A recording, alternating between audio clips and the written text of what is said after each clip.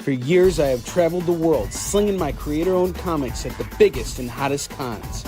Now I'm giving you a behind-the-scenes look at how everything comes together and opening the door for you to ask me anything and claim some rare items at special discounted prices. So pull up a seat and enjoy this brand new episode of Virtual Signings with Onrie, the live event show. What is up, everybody? Welcome back to Virtual Signings with Onrie. I'm your host, Onrie Kompen, and with me today is all my books, my editor for all my books, Mr. Chuck Vino. How you doing, Chuck? I am good, man. We're just here to celebrate some damn Warlion. I'm so excited for it. I am too, and we have had a really solid start to this campaign. We got 38 amazing backers already. We are coming close to being, let's see, where are we at right now? I just dropped a link right now. We are already 28% funded, which is really fantastic. The day's not even over yet. So I'm really happy about this. And I just want to thank everybody who has supported the campaign so far. You guys are great. And Chuck and I are here to talk to you guys about the campaign today.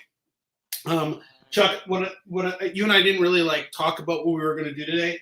So basically what I was thinking is I have a lot of the stuff that's on the campaign is sitting on this shelving unit over here. So I was going to pull out all those books, show them off to everybody, and we could talk a little bit about them if you're cool with that. Yeah, for sure. It's fun to be able to talk about Warlion because I feel like I've been there for all of Warlion. Like Yisu and Shin, it's a little more difficult because 11 will be the first one that I've edited all on my own.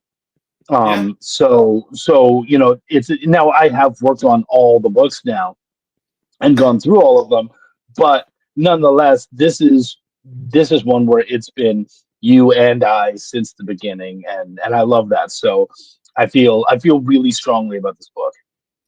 Honestly, this book, and I've said this on numerous occasions, and I'll say it again. I'll say it as many damn times as I have to.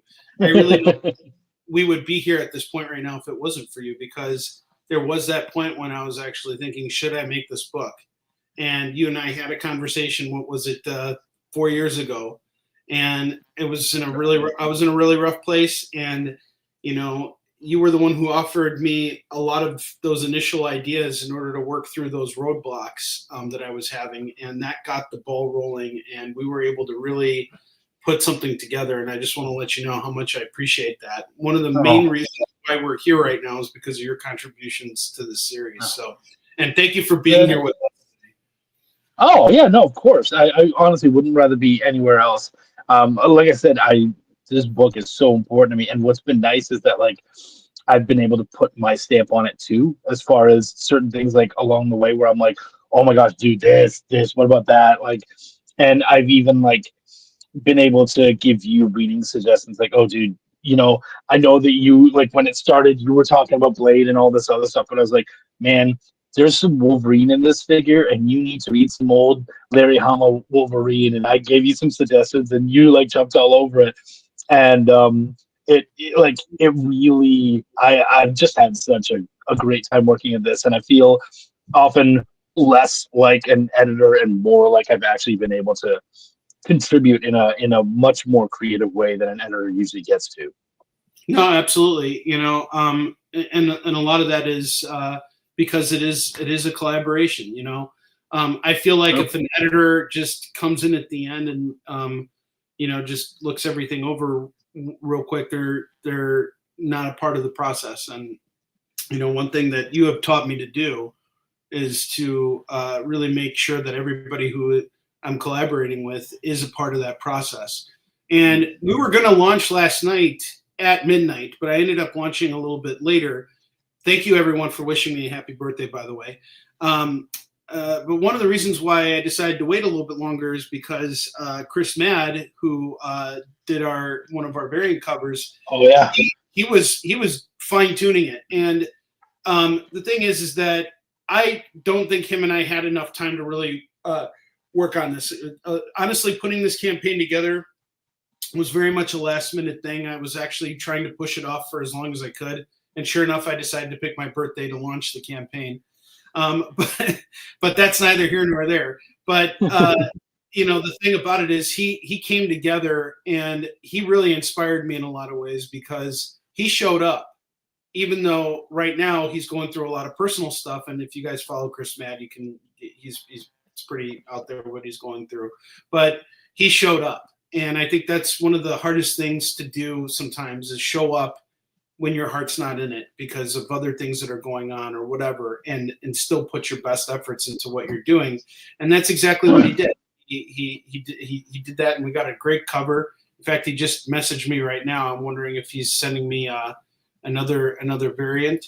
Oh, actually, he was just saying happy birthday to me. So that's even better. Yeah. But like I went online last night and he was like, I'm going to be working on this all night. So, here's the most recent version. He gave me a recent version of it. But then he actually, sent me an email this morning and showed me yet another version of the cover. And this is just, I got to share it with everybody. I mean, he's not done with this yet. He's still tweaking it, which is really crazy. But the level of detail in this, it's hard to see it, isn't it? Does it look weird? No. I mean, are the colors showing up normally? Because on my screen, it looks weird. I don't know. I mean, what should the colors look like? We got the deep red black. Eyes, the navy green. Oh, well, jacket. It's showing up as blue in the background and pink in the background. Oh, no. So for everybody else, it's showing up the exact way. Okay, good. I'm going to take a picture of it so you guys can see what I'm seeing too. But I'm glad you guys can all see it. But this is commitment right here. This is someone who is showing up and being like, hey, I'm going through a tough time right now, but I'm going to be here for you because I believe in this project. I believe in you. And this is my job and I want to show up.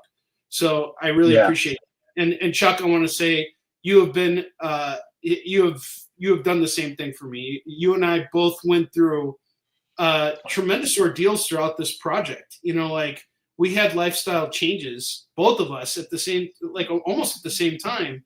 About a year apart, but we both went through major divorces, and it was difficult, and we both did that through this. And what was, I think, really cool is that this book is all about legacy. We've been saying that since literally that first meeting is when I said, no, this is about legacy. And when we recognize that, and I think both of us really put so much of that into the book, the pain and also the hope that things will get better. And I think even when things got really dark, and at the beginning, guys, if you had heard the initial pitch for the ending, it was dark. But there is a beautiful hope that comes with this book, especially towards the end. And I love that we were able to see through all that crap that went on, and we were able to get to that beauty. And I truly believe that we did that. I agree. I personally feel like we did. And, I remember you telling me that. I was like, the point of this story is that there's no light at the end of the tunnel. And you were like, no, that's bullshit. There is a light at the tunnel. You just don't see it yet because you're in the darkness. And you're not there. Yeah, I remember that. But now we're in the light. And here's what happens when you reach the light. There is a reward. And the reward is a birthday booting. We're doing a birthday booting today. So for those of you guys who haven't pledged yet, we got the link. You just got to scroll a little bit higher here. And let's see here. Let me just put it up again. But if we can get some pledges here, we're in a really good spot right now with the campaign for day one. The day one's not even finished yet. So we're in a good spot right now. And I'm going to give you guys a chance to be a part of a special birthday booting. And here's the video for it. Ahoy there, mateys. I see you sitting around and expecting to be entertained. I bet you want to see me boot a big old testicle today, don't ya? Well, I'll tell you what. I'll boot the biggest testicle bejoiner that ever lived. All you gotta do is back the Warline campaign. There are a ton of great rewards, and if you do your part, then I'll bust out my boot. Now shut your trap and sing along. It's crowdfunding time. It's crowdfunding time. Click on the link and make a pledge and share on your wall for your friends to see. I'm Todd McFarlane, and I approve of this booting. Well, it's a boot time. We agree on something, Todd. Mwah. Yeah, I just kind of pulled that out of my butthole. But, you know, I That felt like was a hell of a pull. that was a little bold. Well, I felt like singing. It's me at the end of the tunnel. You know, no, I like that. Singing, Onrie. Can I ask a serious question? Because like I noticed that the testicle is Weinstein, Oh, yeah. and so yeah, who is, by the way, a real piece of shit. So I love that he's the testicle that you're booting. He's the universal testicle. Like everybody's Yeah, gonna yeah. So my question to you was, as a fellow member of the tribe, do you feel even angrier at him because he's a member of the tribe? You're like, man, we're better than that. What the F? You know what I mean? Like, do you feel even angrier because he's a member, or does that not even come in? You're just like, no, you're such a piece of shit that none of that even matters. Yeah, it's more the latter than the former. Like, you know, Yeah. I don't judge a person based on their background. It's not like, hey, you're Jewish, so therefore I expect more from you, or hey, you're black, so you know I expect you to do this or whatever. You know, like for me, everybody's we are all equally worthless. No, I'm just kidding. But everyone's equal in my eyes, and it's. Really, I think your sentiment is right. I find that's really cool for me though. Like I get, like, if a Canadian does something really shitty, I'm just like, they're better than that. What the fuck? Like I get even angrier. Like the punishment for that particular person would be way higher. Yeah. Way bigger. Yeah. No, it's a great question, you know, because he is a member of the tribe. And unfortunately I grew up with a lot of members of the tribe that have made me wish I wasn't part of the tribe at all.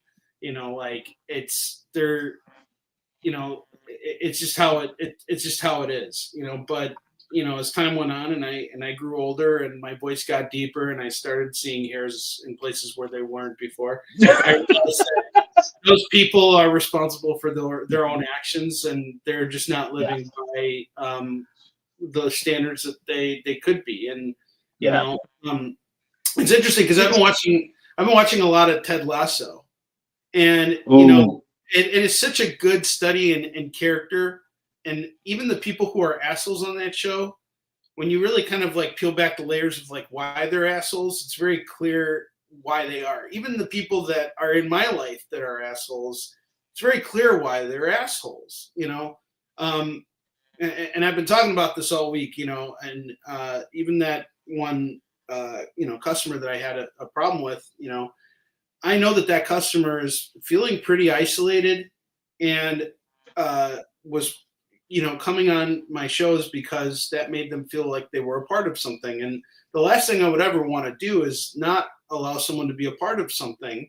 But when that person is not able to behave themselves appropriately, it's like our actions define us. And whether your intentions are good or bad, at the end of the day, you still got to answer for it. So, you know, I just think it's one of those things where you make your own bed, and you know, and that's it. Yeah, I think Ted Lasso was such a good one because what I love about that one. What's up, Steph? So good to see you, buddy. What I love about that one is that there's only one irredeemable character in there. There's only one character who doesn't get a redemption. Everyone else screws up at some point during that whole series, but they all find redemption. They all find a way to make it better and to be a better person because they want that. They care. And there's just I would say the only character who doesn't is Rupert. I was just going to say that. Former, he really doesn't. He's the only one. Here's the thing, though. Yeah. I think personally that we just don't see it. We don't see him get his redemption because he's not a part of that story or whatever. There's more of the story. It's true, but also, I think we have to be honest and say some people don't get redemption. Like a guy like Weinstein. Hitler doesn't get redemption either. You know what? I'm gonna go so far as to say, yeah, maybe he doesn't get redemption. I'm gonna be that bad. I'm dark, people. I am dark. No, you're not dark. Like, let's even look at the story of Warline. I mean, like, the overseer. Does he get redemption? No. He's a fucking asshole. And that was, the character was modeled around the whole idea of pretty much every single tyrant that ever existed. But it was also there's a deep story there. We will be exploring that eventually, but we started dropping the breadcrumbs in issue 3. And one thing I'm going to say about issue 3, you were so on point with this book when it came to the editing. We were on point when I was just like really fucking stuck. Like I'm like, where the hell do we go with this? Like, what is next? And you were just like, well, dude, it's pretty clear that we need to do such and such. And of course, we'll keep this chat spoiler free. But I just want to say, like, the things that we really improved on in this book have really made it just that much better of an experience. And going into Yushin Shin, this is your first Yushin Shin book, but you're like an old hand at it. It feels like, the scenes we just came up with. I just got layouts, by the way, for one of the scenes that we worked on. And Dexter elevated everything. It's such a different experience working with him now that we had this experience, like that we had this Warlion, series that we did together, and seeing him now transition over to Yushin Shin, it's like natural. It's he understands the universe, he understands the method of story, and he just does it. Like, it's so great to have him turn in a page and be like, dude, you can just go to inks. Like, I didn't have to touch anything. It was great. And that's all thanks to you, dude. It really helped me. Oh. I mean, he's just someone to be trusted, right? Like, you know that he wants to do a really good job of it. So it's just like, let the boy cook, man. Like, he doesn't need us. Point him in the direction, and he'll do way better than what you had in your mind. My favorite part of working on this book actually was it was all done, it was all lettered, and then what I love, a lot of comic creators would say not to do this, but I love that Onrie does, and he pays for it too, by the way, is that he'll put the dialogue in there, and then we will look at the book with the dialogue, and we will rip it apart and basically it's going to get re-lettered again because we want it to be perfect. And sometimes the dialogue that you put in there and the art ends up saying different things, and so you have to kind of you have that opportunity to play it. And I feel like a lot of people would say, no, once it's lettered, leave the letter alone. But I'm like, no, man, letters pay for a job, and especially as long as you're making it worthwhile to them, then it's okay to go through there. And so we went through there and we fine-tuned that, and it was so fun, and we worked so hard, and we were at it for I think it was a couple hours, like page by page, going through and making sure that every sentence read well, it made sense, it was perfect, and we really did rip it apart. So when you guys read issue 3, hopefully you feel that, because we worked really hard on that, and I'm super proud of that. Like, when we were done and I got to read it over again, I was just like, this is such a good book. Like, it reads so well. The dialogue is so strong. Like, really proud of what we did. Yeah, and we really and the thing that I love so much about Warline 3 is it shows that we can stick the landing, and it gives me so much more confidence moving back into Yushin Shin now that we can do the same thing. And Chuck, you have actually contributed a lot to Yushin Shin. You did edit Hunter and Destroyer 2, and you had to do something that was, I think, you had a very unique challenge with Hunter and Destroyer 2, because you came on after all of the art was finished. And there was a lot of puzzle pieces that needed to be put in place that was very hard for me to do without having Dak around. But, you know, you really helped me with that. And we pieced that book together, and I'm really happy with all of it, you know. And now as we move on to these last two issues, it's like, we're going to take everything that we learned and did together on Warline and apply that same sense of pacing and everything. And we're gonna stick the landing with Easton Chin, no problem. I'm really excited about that. I'm really proud of that one too, because Dak is such a fucking legend. Like, just, he's such a legend. And I get to say with all honesty that I got to effectively work that book with a legend. And even though he and I never spoke, and I never got the privilege of being able to hang out with him or anything, I did get to see what he could do with that series. And I got to still put my flavor into it. And I just feel so honored and excited by it, and just loved being able to be a part of that. That's that I'm sure he would really greatly appreciate that. Guys, we're now at 40 backers, which puts us up at $1,330. I see Phil has contributed. Chris Deisko has contributed. Guys, thank you very much. It really means a lot to me. Yeah. And, you know, this is, you know, yesterday in particular was kind of a rough day for comics. Did you hear what happened? Butch? Yeah, Butch Geist died. Like that. Yeah. I don't know if his last name is Geist or Juice. Geist? I read it as Geist. I read it as Geist. Yeah, yeah. And he actually, Dak collaborated with him quite a bit on Southern Nights. Mm-hmm. So, you know, that was a big loss for comics. And Butch, for those of you guys who don't know, really talented artist, did so much stuff. He worked on Captain America on with that Brubaker.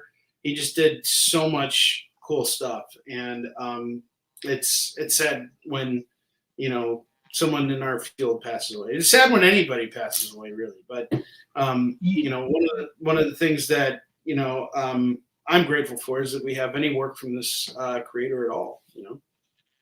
Yeah. You know, it's funny. We're at this really weird juncture where we still have some of the legends, a few of the old school legends still around.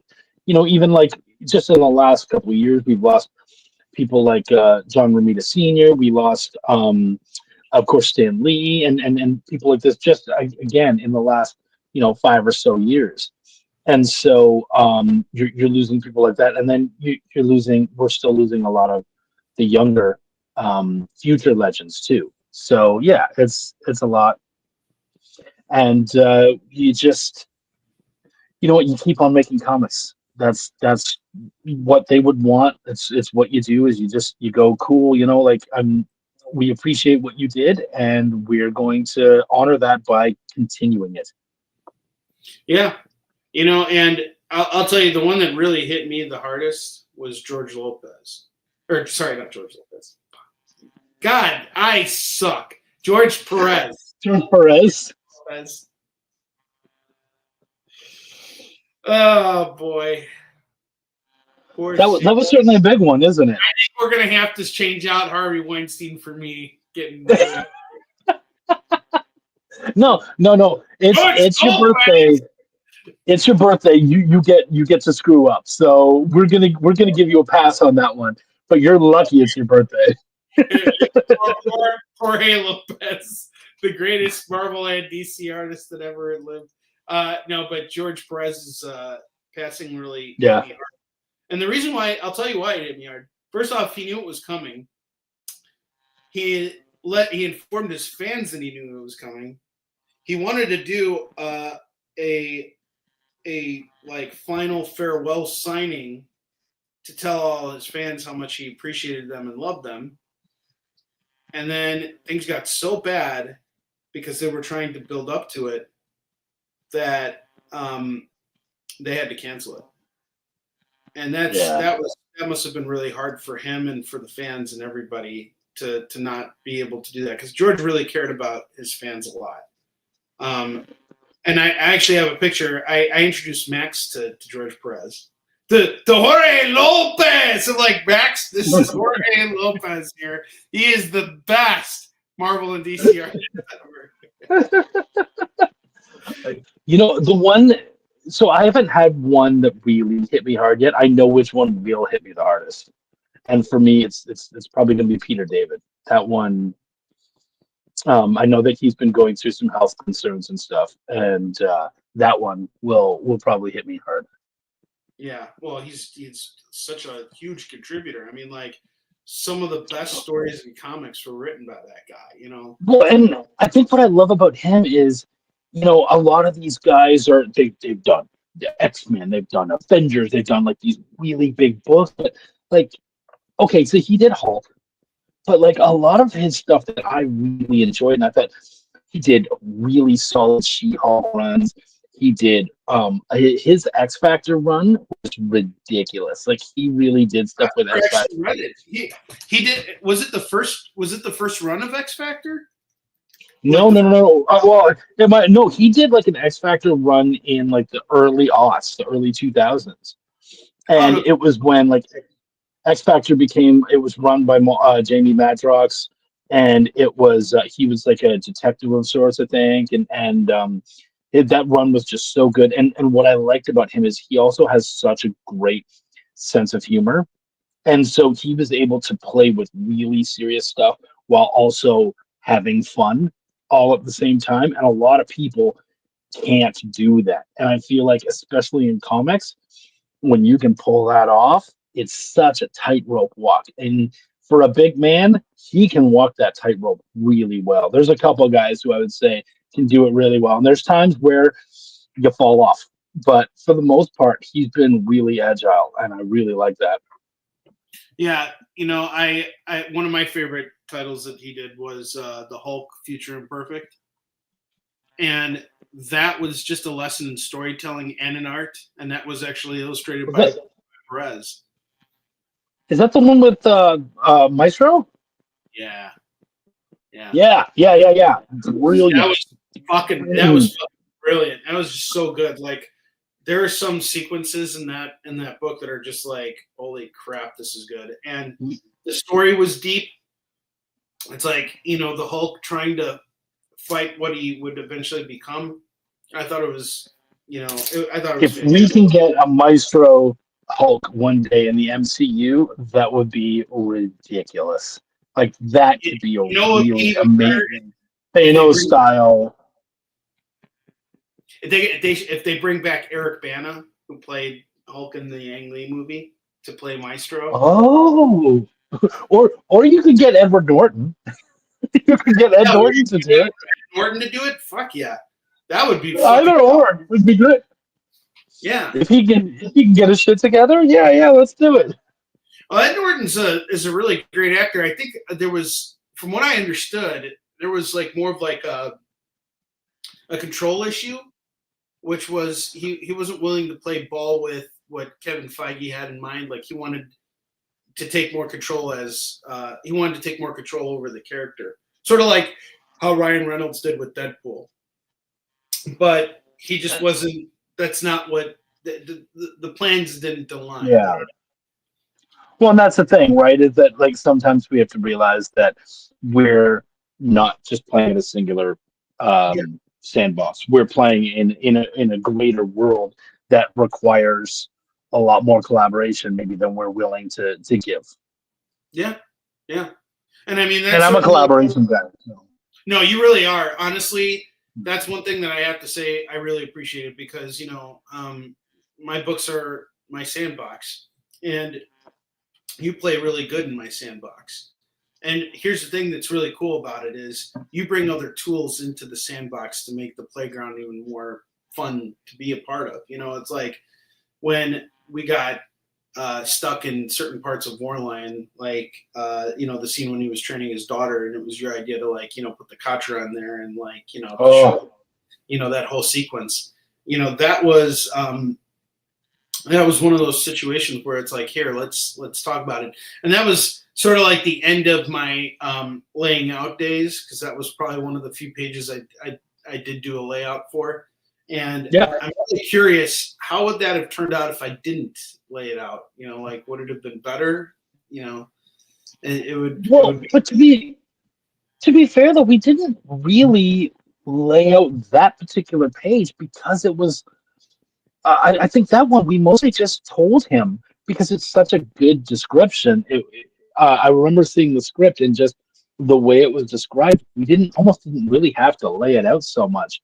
The idea was already there. So even if you did lay it out, I can't imagine it being a different way just because of what it was. And yeah, I love that. And actually, you guys gifted me that piece. I have that art in my portfolio book, and I love anytime anybody sees it. I love showing them that and just being like, that's one of the proudest pages I own. Is I remember the moment we came up with the idea. I remember exactly where we were what we were doing, like everything. Yeah. So, Chuck, let me ask you a question now, because you've been asking me really good questions, and I think it's more fun for us to have a conversation rather than me just show ram stuff down your throats, guys. Like, if you want to know what's on the campaign, go to the link and check it out. If you have any questions, it's on the campaign. It's all on the campaign. So Chuck and I are just going to keep this conversation going. But Chuck, you know, one of the questions I have for you is, you know, you're a writer, you're a creator as well. You've worked on your own books, you know, and things like that. I've always found personally it very hard to go and play. Sometimes it can be very hard to play in other people's sandboxes. Like, certainly, like when it comes to the things that I do at the experience, you know, like I am definitely playing in someone else's sandbox and definitely taking lead from Kyle and from Jen and from Nick and all that stuff. But in your case, like, you're doing a lot of stuff right now with Ethereal. Do you want to tell us a little bit about like what that's been like for you, and you know where you get to kind of bring your own you know, creativity to? You know, it's so I think it's so easy for people to get in the headspace immediately because I'm playing in someone else's sandbox that now I don't get to be creative. But actually, I would then say, like, I would just say that's such a negative way of looking at it. You're being allowed to be creative in a way that you probably wouldn't have been. So you know, when you're creating your own, like, I'm going to do Warline and this is what I want to do. And so there are no borders. In fact, you're building the borders. But like when I come into something like Cretaceous, and that one I love to talk about because I was given the art for issue 2 and then told, yeah, by the way, we don't really have any dialogue for it. You need to write the dialogue. And literally, I'm looking at the art, writing dialogue, giving these characters voices. And some of these characters hadn't even been in the series yet. And I had to give them voices just based on the art. And for me, that was inspiring because it meant that I got to be directly inspired by the artist and turn it into something. And I loved that opportunity. It was so cool. And so they're just like, you know, again, it's all about how you look at it. So rather than just being like, oh, I don't get to do my own thing, instead it's like, no, how can I do my own thing within these borders, within this world? Like, and so I got to continue to add my own voice and play with things and do my own research and have my own inspirations. And but I would, you know, of course, you're trying to pick inspirations that feel like they're similar to what has come before.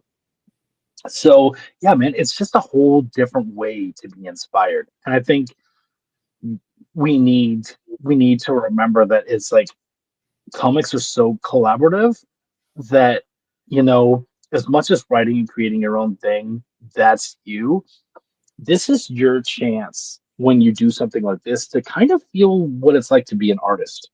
Because an artist isn't creating as much stuff, they're being inspired by what you've brought. Well, now I'm doing the opposite, and I'm taking from what I've been given and going, cool, how can I throw my voice into this stuff that I've been given? And that's fucking fun, man. Like, I have a book that I'm writing right now that I'm just starting. It's a brand new title, and I was given a vague idea of what it was. And then I got to go, cool, what things do I love that I can draw inspiration from? So, like, this book, I will tell you that the inspirations I'm drawing from for this book are oh my gosh, what is it? The Hulk TV show. Oh, The the Incredible old Hulk one, TV show. Yeah, the one with with David Banner instead of Bruce. no. Lou Ferrigno. No, Yeah, I Lou was gonna Ferrigno. say Lou Lopez, but yeah. Luckily you were So there to correct me. yeah, right, the original.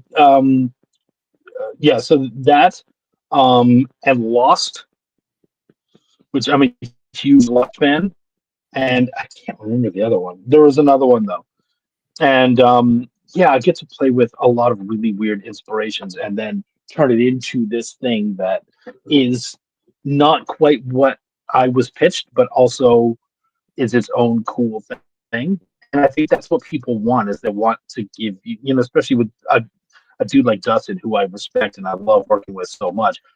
He'll just be like, "This is what I'm playing with. What do you want to do with it?" And he'll give me that lump of clay, and I get to play with it and turn it into something completely different. And it's just so much fun. So I think any chance you can get out of the headspace of this is my thing, I have to do it my way, and you can then be inspired by others, man, so much fun. I agree 100%. It's interesting. I had a similar opportunity to do this with an artist I worked with on Marks, and we put this book together called Astro, which he drew, and then I did the writing for. And what's up, Lorena? How you doing? And I did the writing. It was a very similar approach. Thank you to what you did with what you're doing with these Ethereal books. And I think that with you though, the way you jump in is just so much different than the way I did. Like I really dragged my feet with writing Astro, but we got it done. And I've recently talked with Vasily, the artist and the owner of the property, and we are going to be doing a Kickstarter later this year to bring the book to the U.S. and I'll be the publisher for it. And this is just like it's a kid's book, so it's like this is I don't even know if it's a kid's book or if it's all ages. It's all ages Greek mythology, and it's That's something the else. book you showed me back in like 2021, right? Yeah, I remember that one. Yeah, cool. Yeah, and it's done, and it's out there. He managed to get it published in Greece, which is really great. But like I'm thinking to myself, man, it would be really nice to have another book, just something else that's out there that has my name on it, and I can be the publisher, and thanks to Kickstarter, like we can raise the finances for getting this book printed. And that's exactly what our goal is with the Warline campaign, is just to print the Warline 3 books. And the goal will get us the books. And that's the most amazing part about it, is the goal will get us the book. Anything we do beyond that is really a matter of just keeping things going. We still have to print up the variant covers, so that's a separate cost. There's also going to be the shipping of the books and everything like that. And so we have some really cool like add-ons for you guys. And one of them is going to be custom-made comic book boards. So when you guys like bag and board your Warline books, you're going to have a custom board for it. We're also bringing back the buttons and bookmarks and all those kinds of things. So a lot of cool stuff is going to be included if we can reach beyond our goal. And that's where that money's going. It's not like it's going into my pocket and I get to keep it. I actually don't. I don't pay myself through the Kickstarter campaigns because my only interest is just making sure that we hit our initial goals. If we can get beyond it, that's awesome. But it's like it's not really the place where I feel like it's not the place where I really move inventory. Where I really move inventory is the conventions. And it would be great if Kickstarter was like that, but I've just done enough of these campaigns at this point to kind of like set a realistic expectation. You and I talked about that too. It's like not necessarily trying to knock anything that's going on, but we knew that our goal for this campaign had to be a realistic goal, and times are tough right now. So we understand that, people are probably going to be a little bit more hesitant when spending and things like that. So we came up with some really good rewards and some ideas on how to make this, easier and more accessible. And Chuck, you're involved with a company that has a completely different setup. Like Kickstarter is their profit model. Mm-hmm. So that makes you more tied to the platform as well. So, how's that been for you? I mean, so they do most of the work for that, but Kickstarter has been my main, my main source of income, so to speak, as far as where I'm distributing through since I started. It's always, so I've always kind of had at least like one eye, even when I was out of it for a couple of years and just doing a gig here and there when I could. What up, Matt? We got the man himself has joined us. I love it. Sorry. And so I've always kind of kept an eye on it, and I love the idea of Kickstarter because really it's just like, look, man, you people throw projects on there and they go, oh, the project is going to all these people are going to come flooding there. It's like, no, that's not how it goes. You need to push it. You need to work hard, and you can tell when someone is working hard and pushing and making something happen, and you can tell when they're not. And you can see it by by watching the campaign. You can see their numbers.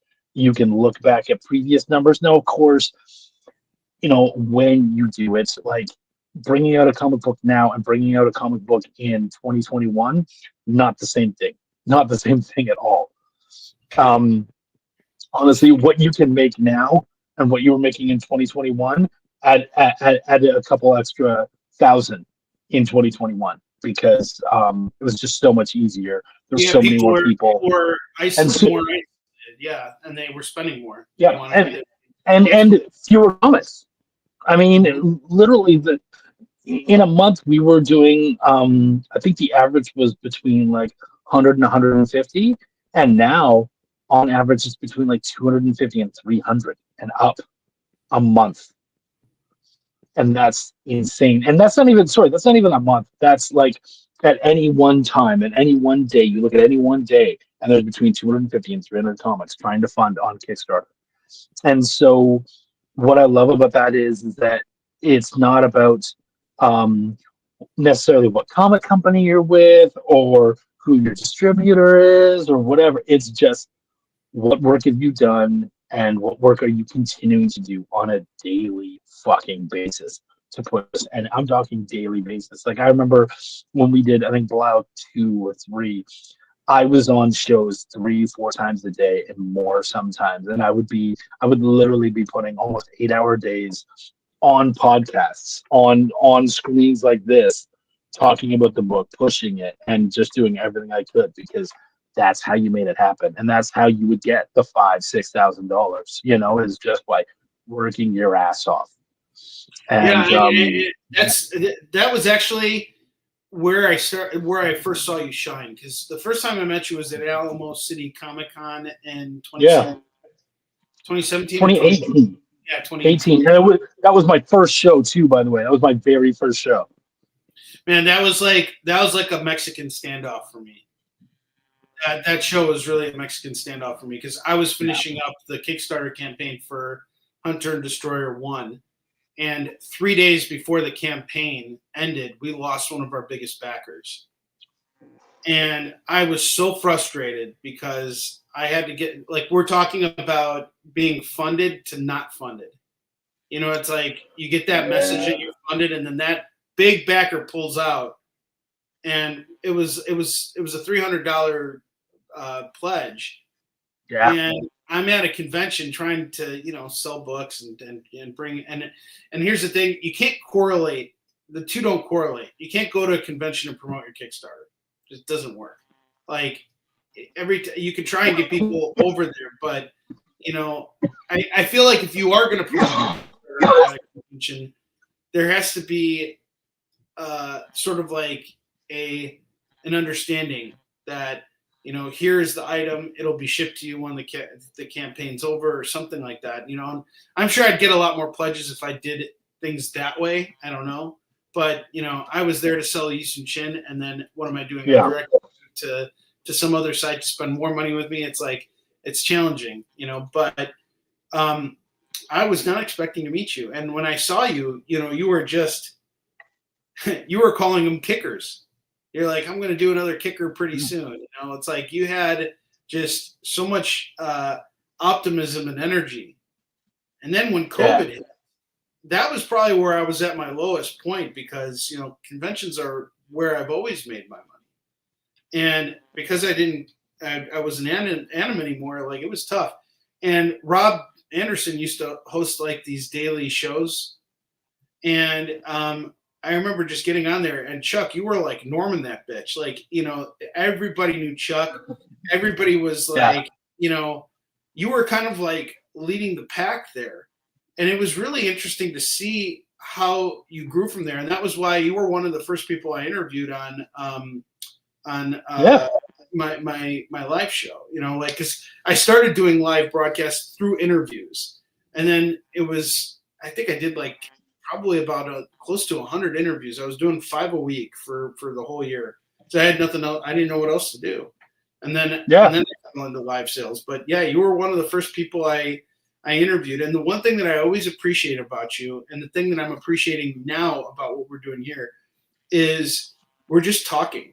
We're not doing anything more than that, because sometimes it's all that's the most important thing, is giving people a glimpse of who we are, when we're not trying to get our books in people's hands.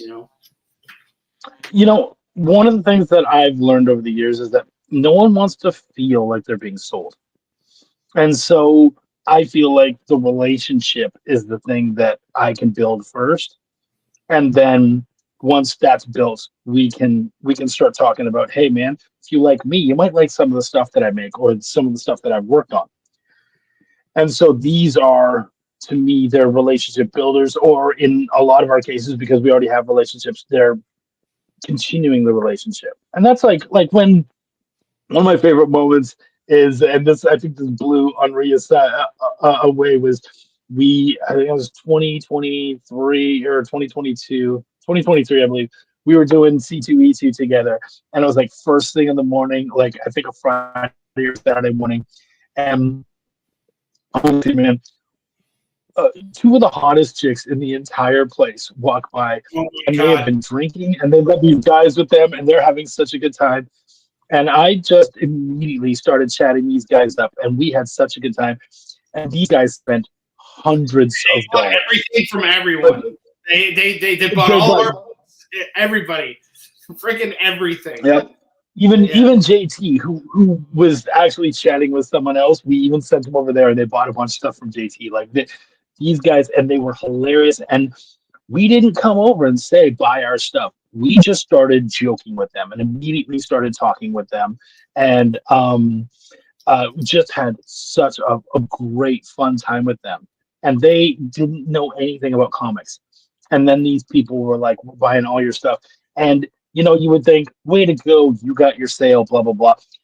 Those motherfuckers came back the very next day. They knew exactly where they were. They came to us, and despite they had been inebriated, like they were drunk. And they came back the very next day and chatted with us again. And they didn't buy anything really the next day, because they'd already bought everything. But they wanted to come hang out with us. And I thought that was so cool, because it meant if we see them again on the road, those people will remember us, because we created that relationship. And that relationship is so important.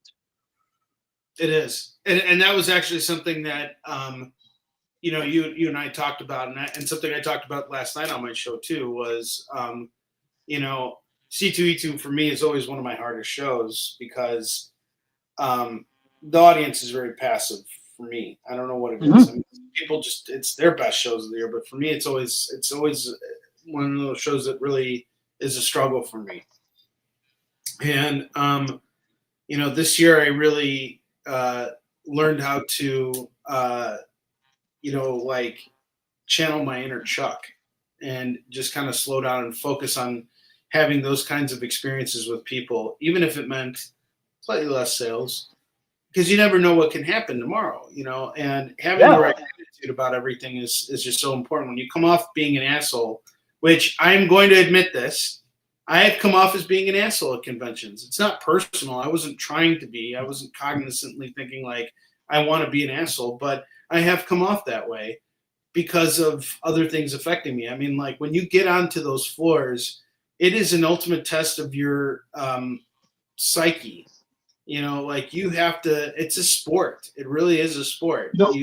What a lot of you out there might not realize about conventions. You might go, it's so much fun. You have all these cosplayers. I would like you to consider this scenario. I'm at a 3-day show, Friday, Saturday, Sunday. Sit down, ready to sell on Friday. What you guys don't realize is I am heavily in debt already. Yep. And I don't mean me. I mean any creator who has had to pay their way in. They have had to pay their travel, whether you're driving or you're flying or whatever. You've had to pay for that. You've had to pay for your hotel for the weekend. You're going to have to pay for your food, and the food's always going to be expensive because you're usually down fucking town. And if you're going to eat anything, by the way, I always sneak food in my boxes because I am not paying for the food. The fucking convention. Dude, it is so bad in certain places that you can't even. Apparently, at Phoenix, you can't even bring outside food. Like, that's what they say, but they're not going through your boxes. So I usually I'll have my container, and inside there I have jerky, I have cheese strings, I've got Chex Mix, I have anything that can keep me in nutrients for the day. So the only thing I'm really spending money on is drinks. And they often have those places where if you have a mug, you buy a mug for $20 and you drink for free for the rest of the weekend as a creator. So that's something I always suggest. $20, you drink for free for the weekend. Awesome. Save money however you can. The table is like anywhere from, $300 on the low end now up to like $1,500 and up. So you're so in debt on day one that it's so easy to be negative. But at that point, all you can do is sell. And if you're going to be negative about it, it's going to affect your sales. So you pretty much just have to be like, that money's already spent. It's done. I just have to create relationships and have fun. It's my only option. Because if I don't have fun with this and I just focus on that, I'm not going to be okay until I've made a certain amount of money. And everyone before that certain amount of money will not get my best, and that's not fair to them or me. Yeah, no, that's a really good way of putting it. And another thing too, I was so watching another video that a creator posted about how when we go out to these conventions, we're also defending our titles. Like that is the role of the creator, is to, as you say, make sure that whoever leaves that show, that's the fact that they didn't come there to meet you, because they didn't come there to meet you. You're dealing with a very passive audience in every circumstance. There's no convention where I have people running over and other people to get to my booth. I don't think that happens I think that happens only to a couple of creators, but even the big names, like one thing I've noticed, because I've been next to big names and I've been, I've been near big names and I've been next to big names. And the thing that happens is their lines and waves come in waves. They're not there all day. It's not like if you're David Finch, you're going to be signing all day. David Lynch's line forms because he's only going to be at his table for 2 hours. The rest of the time he's out at panels or having coffee with his editors or, getting ready to go and talk about a new project or, whatever the case is. It's something's out there, Yeah. Yeah, no, like you said, no one's there to see you. You just have to make sure that they recognize that that was a bad idea. See, and that's the greatest, these accidental meetups. that we have are just the best. Well, we got Katrina here who said she wants to wish me a happy birthday. Thank you, Katrina. Sounds like good things are happening for you, and I love that. You two are good people, and I want good things for you. And Katrina said, okay, I lied. I can't resist hanging out with two amazing guys. Well, we appreciate it. We like having you here. You are awesome. Chuck, it is officially 2 o'clock. I need to wrap this up because I got to go pick up Alan from school. But I would like to thank everyone who popped in today to say happy birthday, to support the campaign. Thank you all so much. We did raise some money, and I do owe you that booting. So I'm going to show you guys the booting right now because everybody wants to see Weinstein get booted. So let's do this. It's booting time! And it's a booting time! All right, mateys. Let's give the biggest testicle be joining in the world a booting! That isn't enough now, is it? One more time.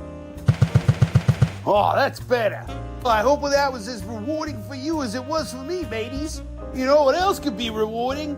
Backing the Warline campaign. Steisko and Associates. Shut up and back the Warline campaign. Call 1-800-PROMOTE and give us your money. Oh, crap. All right, well, we're done here. Shalabolics. All right, everyone. Thank you again. We appreciate it. Chuck, thank you for being here. I appreciate you taking the time out of your schedule. And guys, have a wonderful weekend. You will see me a lot. You'll be seeing a lot of me over the next 20 days. I'm sure you'll be seeing a lot of Chuck too. And yeah, I'll pop in. Yeah, we even got a booting in on my birthday. I'm really excited about that. All right, guys, take care. Have a good one.